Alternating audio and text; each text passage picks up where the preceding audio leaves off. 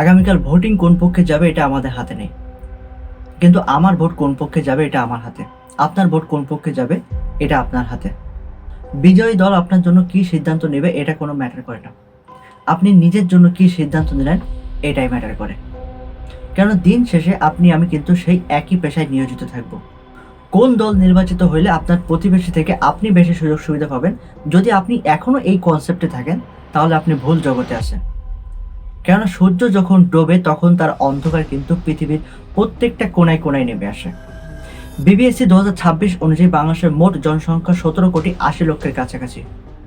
বাংলাদেশ নির্বাচন কমিশন 2026 অনুযায়ী বাংলাদেশের মোট ভোটার সংখ্যা 12,77,11,895 জন এবং বিবিএসসি সর্বশেষ প্রতিবেদন অনুযায়ী বাংলাদেশের মোট বেকার সংখ্যা 26,60,000-এর কাছাকাছি। এত বড় জনসংখ্যা এবং লক্ষ লক্ষ বেকারের ভেতরে হাতে গোনা কয়েকজন সুযোগ সুবিধা ভোগ করবে এবং বাকিরা সেটা চোখ বন্ধ করে দেখবে, এটা আপনার কাছে কতটুকু যুক্তিপূর্ণ মনে হয়? যদি আপনি নিজের সুবিধার কথা ভেবে কোনো দলকে আলাদাভাবে ক্ষমতায় নিয়ে আসতে চান তবে আপনি সেটা কখনোই পাবেন না। আর এজন্যই আপনার বিচক্ষণতার পরিচয়টা সো মাচ ইম্পর্টেন্ট। সো আমরা এমন একটা সমাজ চাইব যেটা বেকার শিক্ষার্থীদেরকে সরাসরি কাজ বা টাকা নয় বরং তাদেরকে কর্মক্ষম করে গড়ে তুলবে। আমরা এমন একটা সমাজ চাইব যেখানে মাদক মুক্ত থাকবে, নট মাদক নিয়ন্ত্রিত।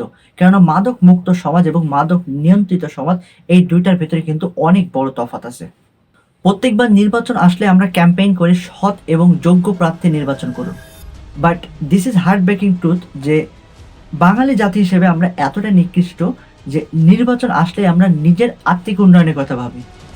পরবর্তী 5টা বছর স্কুল, কলেজ, মাদ্রাসা, মসজিদ, মন্দির, রাস্তাঘাট, পুল, সেতু, নদী, খাল, বিল, শহরায়ন, নগরায়ন, ব্যাংক, প্রোডাক্টের দাম, মুক্তবাজার, শেয়ার বাজার, আন্তর্জাতিক বাজার, চাঁদাবাজি, দুর্নীতি, গুম, মামলা, খুন, ধর্ষণ ইত্যাদি সম্পর্কে ভবিষ্যতে আমাদের কি হবে সেটা কোনো ধারণা থাকে না।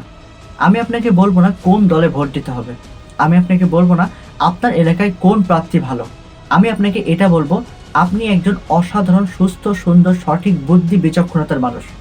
আপনি অন্তত পক্ষে নিজেকে বিক্রি করবেন না, কেন ভোট বিক্রি বাংলাদেশের রাজনীতির অনেক পুরানো খেলা। আর যদি নিতান্তই আপনার বুদ্ধি, বিচার, বিবেক বিবেচনায় কোনো যোগ্য প্রার্থী না পান তবে ভোটের মাঠে না যাওয়াটাই হবে আপনার ইমানি দায়িত্ব। কেননা আমি তো আর জানি না যে আপনার এলাকায় কোন প্রার্থীটা ভালো। সো কথা হবে আগামীর ভবিষ্যৎ বাংলায়। ততক্ষণের জন্য সোনার বাংলা গড়ার লক্ষ্যে take care and good by.